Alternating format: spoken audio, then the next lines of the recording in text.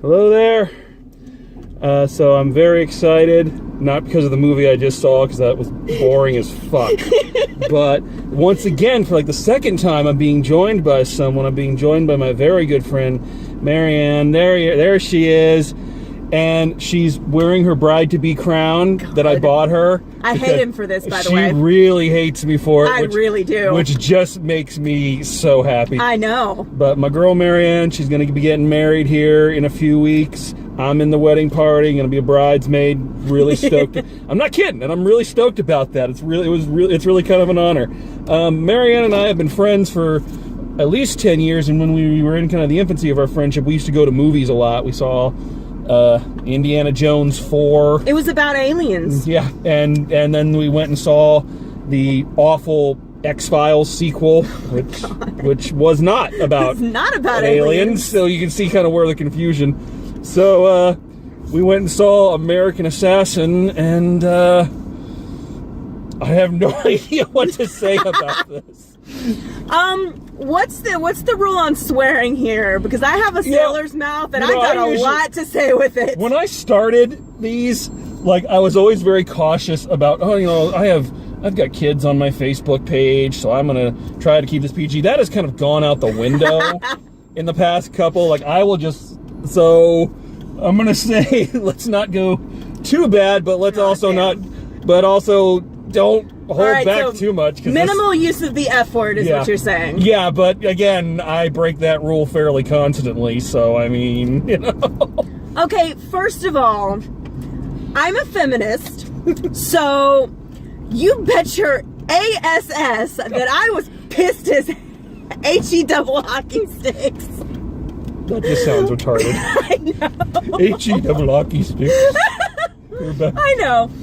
About I shouldn't have said retarded. I'm sorry. That was rude. The woman. That's true. That is not a PC word. That is not. Not nice. I feel bad about that. I feel bad, Brandon. Yeah, thank you. I feel terrible. If anybody watched these videos, I'd get a lot of blowback, but nobody does, so I'm fine. You don't know that. No, my YouTube counts are like 3.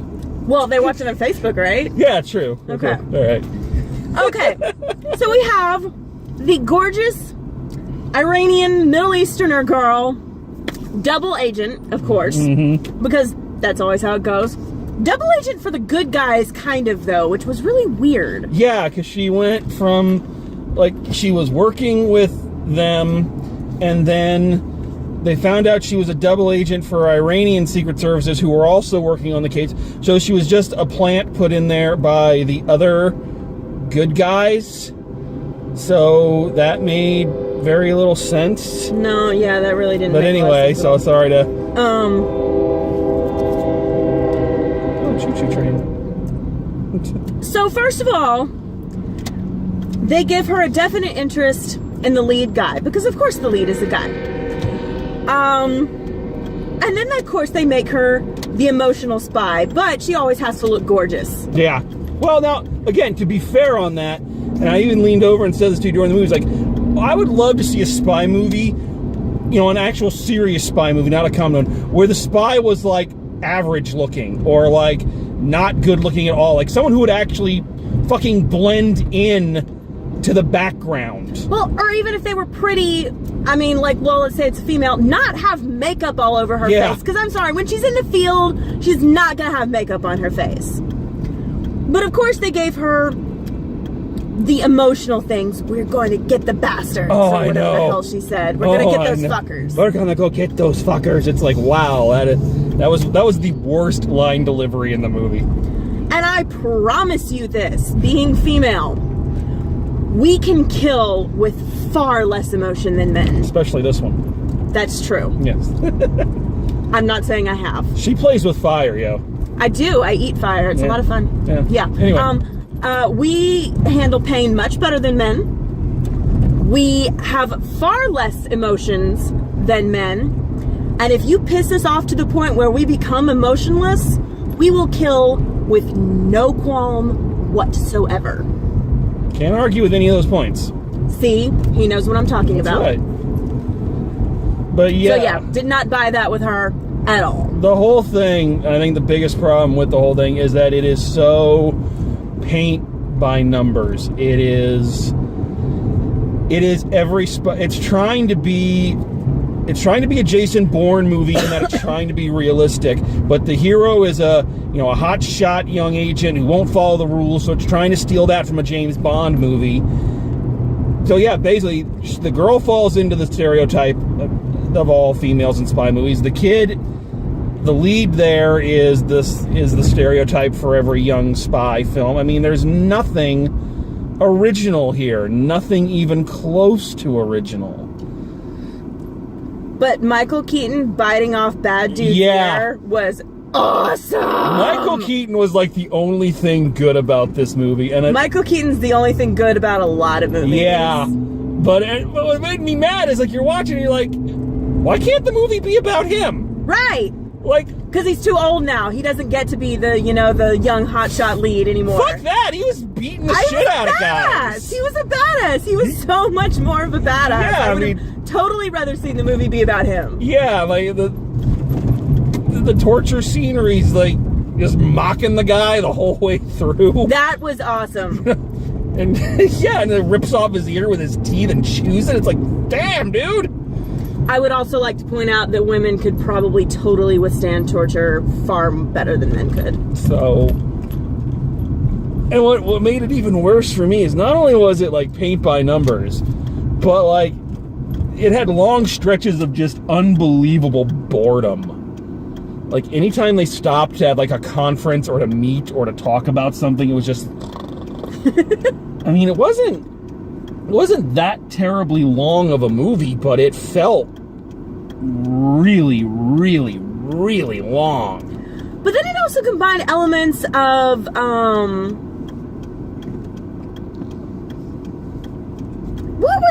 what was Star Wars 7 called? Force Awakens? The Force Awakens, with the whole good guy son type turned bad. Yeah, they loved, Taylor Kitsch there is, Was that Taylor Kitsch? That was Taylor Kitsch okay. as the villain.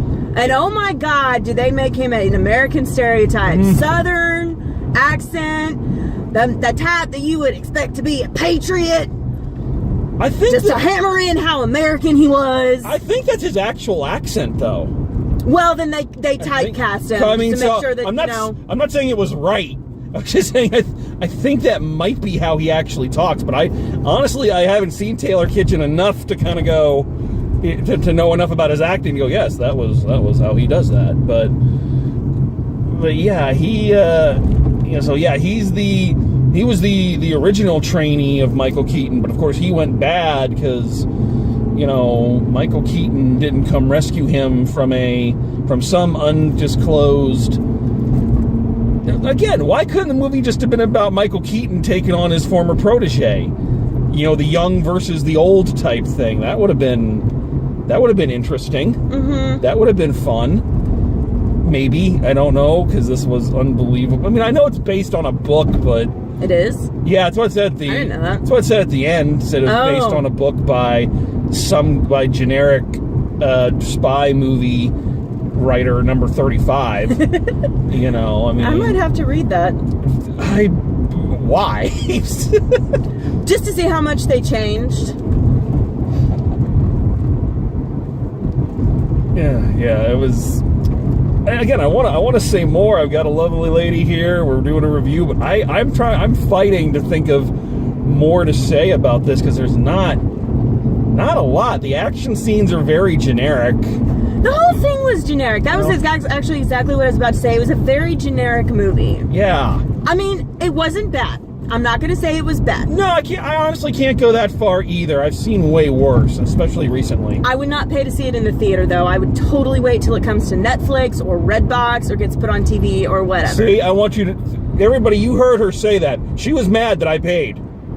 I was mad that he paid. Mad. See, but now she's saying she wouldn't pay to see it. So, haha, I preemptively... Oh, fine. Yes, I'll just make you pay to see it. See? Haha. So I've got witnesses. I want y'all to remember she said that. All right. I didn't pay to see it, but I wouldn't make him pay to see it. I'd come over if he's like, hey, come over, sit and watch this with me. I would not do that. I wouldn't do that to you, though. Why would I do that? If you're going to come over and watch a movie, I want you to watch a good movie. I'm not going to, hey, I've got American Assassin. Hey, come watch this really shitty movie.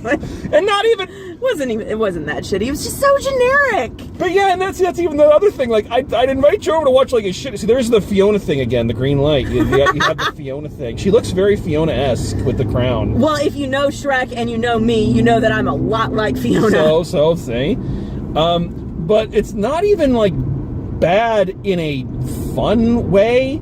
Like, it's not even a film like you're doing bad movie night. You're like, hey, come over and watch America. I don't know, do they have, like, bland movie night? Do people do, like, let's come over and watch these, we want to get together, but we don't want to be too crazy or have the movie interrupt with the socialization? You know, do they have those kind of nights? Yeah, isn't that what, like, A&E plays half the time? Yeah, this will be a great rerun for TBS and TBS, that's another one. Yeah, American Movie Classics. They'll get a hold of it for cheap and run it, you know, 4 dozen times a day, and it'll be that thing your dad puts on in the background during Thanksgiving, just to have some noise in the back, and you're all gonna forget you saw it then, because I'm really trying to find anything in this that was like, well, that was, aside from Michael Keaton, of course, that was totally worth seeing. Yeah, that is true. Michael Keaton being a badass was worth seeing, so I will give it that. But dude, I'm really not squeamish at all. Blood does not bother me, but the fingernail thing did make me cringe a little bit. Yeah, when Taylor Kitsch was like pulling his fingernails out. Yeah, I knew. I had a feeling that was coming, and I was like, I don't want to watch that. And I am squeamish. I'm not ashamed to admit it. I'm not a big blood and gore guy, so something like that, I was kind of like, But Michael Keaton just kind of laughing through the whole thing was like, oh, all right. There are certain times in his movies you wonder if Michael Keaton really is unhinged.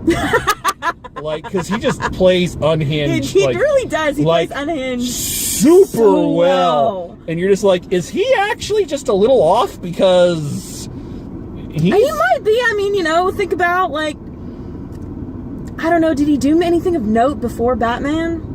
Yeah, I mean, he did things like Mr. Mom. He was more of a comic actor before he did Batman. Yeah, which is so weird because he never at any point in time has really looked like much of a comic actor. He's always had that sort of dark look about him. Well, but back then, when he had a fuller head of hair, he had more of kind of that everyman look. Sort of like Tom Hanks. A little bit like Tom Hanks, not quite, but Yeah. Like I remember, one of his big movies was Mr. Mom. Okay, I think I remember something about that. That was back in the day when it was unheard of for the man to stay home and take care of kids because they don't know how to do things. We're not even going to get me started. No, we're not going to.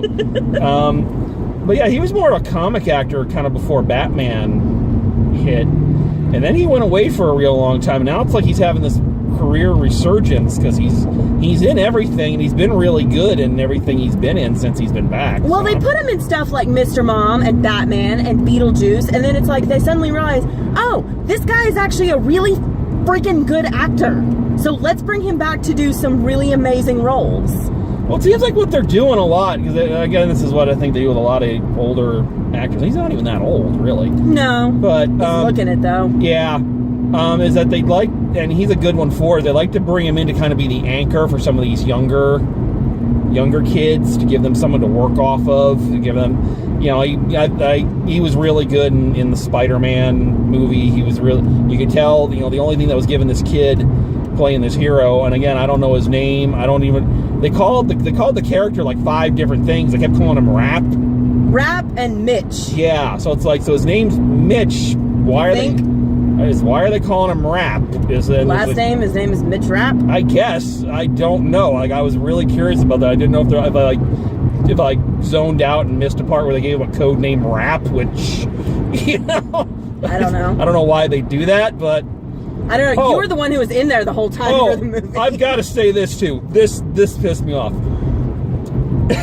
Apparently anybody can be a spy, because spies in this world are so fucking stupid. So what's her name there, double agent emotional, token girl. They catch her being a double agent. They take her cell phone away. Amanda Waller there goes, I want her cell phone decrypted. And bland secret agent guy just kind of looks around, walks over to the table, picks it up, and walks out. Nobody's guarding this thing. Nobody's taken and started working. They just left it on the table, and he just went. I missed that part. Yeah, you were in the bathroom. And I'm just like, seriously? It's like, nope. She said, I want this encrypted now, which would say to me someone should be working on this, or at the very least, someone should be watching it. No, he just picks it up, walks right out, and then they're like, oh, he took it. Oh, well, okay. It's easy to be the greatest super spy ever when every spy around you is an idiot. And that goes for the bad guys, too, when they're looking for him and they're walking around being all obvious with the walkie-talkies.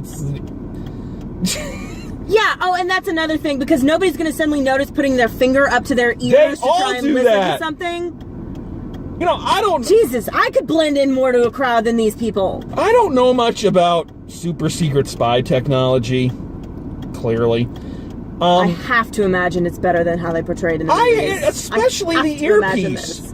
You've got to, and the funny thing is, the whole time I'm watching that, exactly like you're saying, they keep touching the ear. I keep thinking of the Daniel Craig in Casino Royale. Like, yes! Oh my God, at the beginning! Stop touching your ear. That's exactly what I was thinking of. It's like, and that's all I can hear is, stop touching your bloody ear. That is exactly what I thought. It's like, they've got to have technology better than the wire that wraps around anymore, right? I'm sure they do. It's got to be, at this point, it's got to be wireless. I mean, right? It's got to be wireless and tiny and probably one would think clings to an ear hair or something. I mean, one would imagine. Now again, not absorbs and melts with the wax in your ear. Yeah, but I don't know, but it just feels to me like they evolved past they've got all this other technology, but they're still using again, I don't know, maybe I don't know, maybe it's just the cheapness of corporate America, when I worked at a generic office supply store place that I'm not going to mention in public, we sold, top of the line, not top of the line, but pretty cutting edge technology. Started out when the tablets became big, we got tablets almost right away and all that. Yet our registers still had a yellow patina on them. From decades or more of use. You say that, and yet the minute you said, I remember back working at Hertz Rent-A-Car, which I'm not afraid to bash online. They can go fuck themselves. Anyway, and I remember thinking, we're even then, this was almost 10, 15 years ago. Even then, computer technology was fairly up. This thing ran on an Atari system. And, and we're sitting there. No, it was not great. We still used, the dot matrix printers. It was so yeah, maybe you're right. Maybe it is. Either it's just movie shorthand. They know that if you see the wire thing, the audience goes, oh, okay, it's whatever. Or they could do a close-up shot of the little bug in their ear or something. Or we could just do like they do in the Avengers and just assume that if they're talking to each other across great distances, they've got some kind of comm system. It's an invisible tin can. Yeah, it's just, That's how far technology has come. It actually is a tin can. It's just invisible. Yeah, so with a string attached. So yeah, that no one trips over. And reaches really, really freaking far. Oh, that one more thing I just got to bring. So the one thing I will give the movie a lot of credit on is that it's a lot of practical effects and a lot of obviously two people doing a lot of fight choreography. So they were trying to ground in a very real kind of, and I appreciate that. And then towards the end, it gets very, very CGI and very, very bad CGI. Like sci-fi original movie bad CGI. No, it wasn't that bad. No, I've watched those. It wasn't that bad. I exaggerate. That was bad. But it was CGI that really stuck out, and you're just and it's like I say, especially since the whole film they tried very hard. I know there were some CGI images in there, but they kept them to a minimal, showed them really quick, so it didn't take you couldn't register it too much, and then it just went really big at the end, and you're like, wow, that's kind of ridiculous. That's what they did with their budget. Yeah. That and probably got Michael Keaton. True. Because, you know. But, yeah, no, that was definitely better CGI than sci-fi because... Oh, yeah. I've watched Two-Headed Shark Attack and Sharktopus, which, oh my god, Sharktopus is actually seriously awesome if you're into really bad creature features. And Sharknado and all that. Everybody has seen Sharknado, even people who say they've never seen Sharknado. You've seen Sharknado. Actually, a friend of mine was an extra in like 3 of them or something. Really? Yeah. That's awesome. So that's this one. Like we said, not the worst movie ever, but just wait for it to come on TV, and it's one of those nights where you're bored and you're flipping through channels and you can't find anything to watch, so you light on this and you see, oh, Michael Keaton, this could be cool. That is fine, because you know what? You're paying for the entirety of cable. Yeah. You're not paying to see this specific movie. And if it's on pay-per-view, don't bother. And certain parts of it can probably help with that insomnia if you're up that late. So, you know. So now I'm happy. I don't want to make promises here, but I want to thank Marianne first off for joining us on this. This was kind of her mini bridal shower because I couldn't make it to her actual one. So this is what I do. I take my friends out to cheap movies. I was gonna say he takes me out to see a really bad movie. But don't I have the best bridesmaid? I know, but here's the thing. She has consented to come along with another one of these because apparently the My Little Pony movie is coming out. I'm so excited! I'm so excited! And the trailer actually looks good, so I'm like, I want to go see that, but I can't be an almost 40-year-old man in My Little Pony by myself, sitting in the back like I tend to do. Because if the parents are good parents, they're going to be going, what the fuck is that guy doing here? So I need a pony beard. And I will be your pony beard. She's agreed to be my pony beard. So see, there you go. So hopefully Marianne will be back with us, and by that time, I believe she'll have a different last name. Are you changing your last name? Yes, I am, because I loathe my last name. Okay. It depends on when we go see it, because it comes out on October 6th. Oh, okay. I didn't realize it was that soon. Okay, but well, she may or may not, so we'll see. But I want to thank Marianne for coming along. Always good to have another voice on these, and especially one that's so opinionated. Yes. Well, it's better than having some people do it and just like, they don't talk. But so we're very happy. Thank you so much for joining us, and until next time, drive safe, and we will see you at the movies.